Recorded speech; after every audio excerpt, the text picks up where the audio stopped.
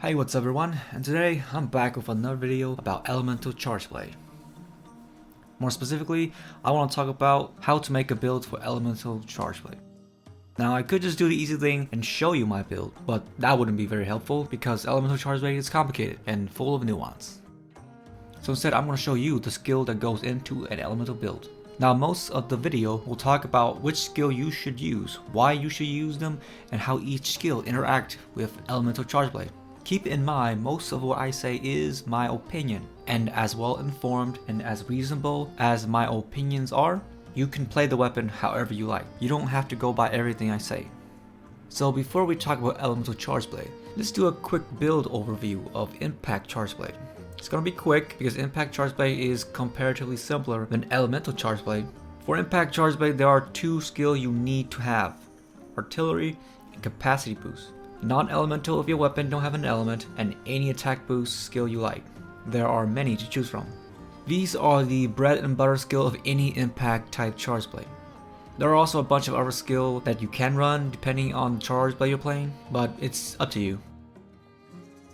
Affinity based skill is something you should avoid, or at least it should be very low on your list of skill to use. Now let's talk about Elemental Charge Blade. For this section, I'm going to split the skills into three lists. The first list is a list of important skill, ranked from most important to least. These are skills that you should run. The second list is a list of miscellaneous skill that you can run, from most useful to least useful. These skills don't need to be in your base Elemental Charge Blade build, but can be used and ranges from being useful to just being there. And the third list will prioritize skill from the first two lists. It will rank them in terms of whether or not you should use an armor with that skill or whether you can just use a jewel.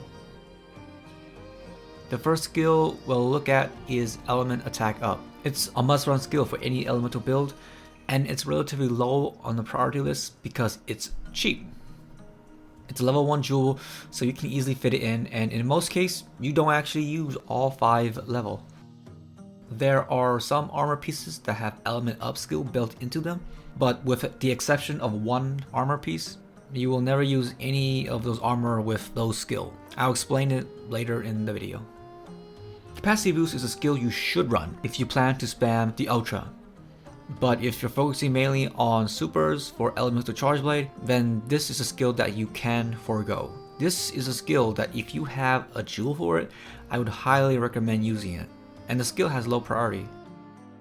Critical Element is a set bonus skill found only on the Rathalos set. It's a skill that if you can get, then that's great. Otherwise, I don't recommend going out of your way just to get it. The bonus damage from it is usually not worth it because only your blade attack benefits from it, and the bulk of your damage will come from the fire explosion anyway. But if you're focusing more on the super, then it's slightly more useful. Which brings me back to the armor piece that you might use with an Element Attack Up skill, the Rathalos Waist Piece. If you're using a Fire Element Charge Blade, then it's definitely an armor piece that I would recommend using simply because it's synergized really well with the Rathalos Charge Blade, which is elemental. The Rathalos Charge Blade has a base affinity of 20, and with a little help from Weakness Exploit, level 1 or 2 or even 3 if you really want it, it's a cost-effective way to get in some extra damage. And obviously it has high priority because it's a set bonus skill. Focus is a underutilized skill, especially in Monster Hunter World, where the best way to play the Charge Blade is to spam the Ultra. It's just a really useful skill. However, if you're focusing more on supers, then it becomes less useful. It's a high priority skill since it's a level 2 jewel, and you need all 3 levels for the skill to actually make a difference. With all 3 levels, you can do a dash attack, followed by a charge attack, and finish with the round slash, and that will give you a full file charge. Anything less than 3, and the charge time would be the same as if you don't have focus at all.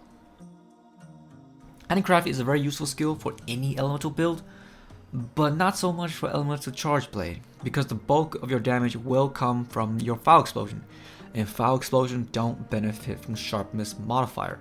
Unless you're focusing on supers, then it becomes slightly more useful.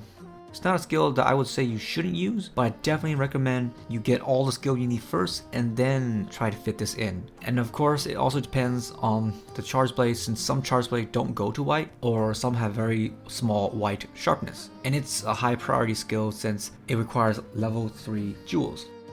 Guard is a very useful skill, but it's dependent on the monster. With the guard skill, you want just a strong enough guard to perform a successful guard point, which will allow you to follow up with an action, whether it's an attack, a dodge, or a super/ultra. Without a strong enough guard, you will receive the maximum pushback and be unable to react, and be put into block stun. The skill is mid priority. Whether you should run the armor depends on whether or not you need a lot of guard, or just a few since it's only a level 1 jewel.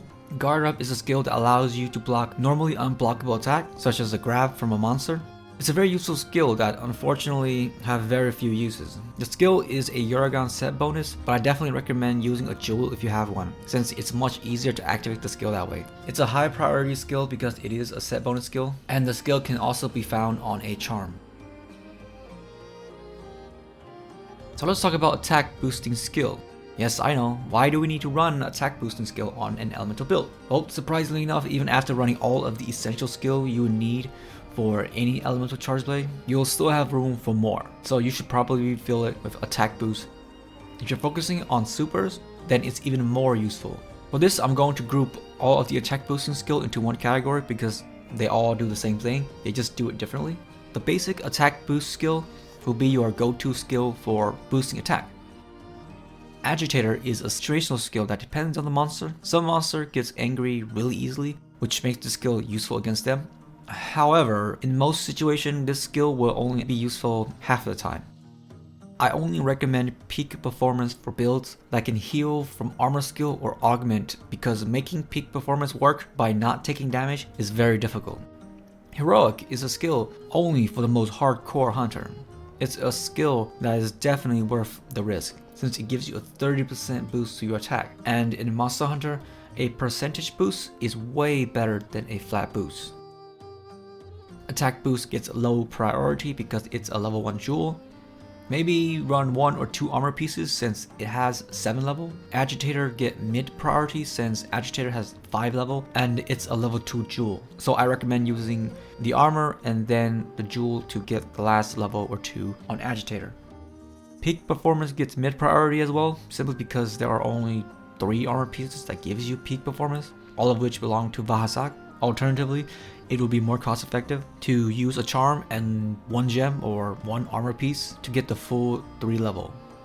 Mid priority for heroic, since there are 5 level. For heroic, I recommend using a charm, an armor, and then a gem to get the last level. Any affinity related skill should be considered last when building for charge blade, since foul explosion don't benefit from crit. However, if you're focusing on supers, then you might want to prioritize affinity just a bit more. Ways you can boost your affinity is Critical Eye, Maximum Might, and Weakness Exploit. If your affinity is high enough, you can also run Critical Boost.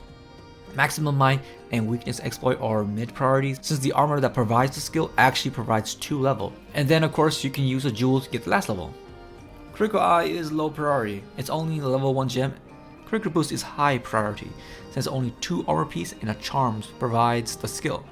If you have some jewel, then use it because it gives you a lot of creative freedom. Evade Extender is a relatively useful skill. It helps you better reposition yourself when performing the Ultra, though it's not necessary. You can also run Power Prolonger. It's not as useful on Charge Blade as it is on Switch Axe and Insect Glaive, but it's there if you feel like you need it. I've also seen other people running Protective Polish. Personally, I would not run that on Charge Blade, but it's there if you feel like you need it.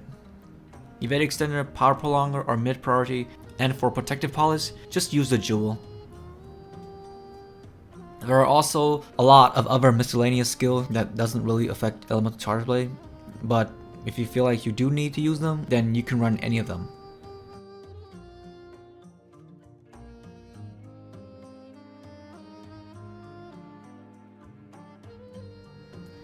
Now you know what skill to use and why to use them. With all this information, hopefully you can now go and make your own Elemental Charge Blade build without needing to look up the builds of other. I hope you find this video informative. And if you enjoy it, then like, comment, and subscribe for more videos like these. And I will see you all in the next one.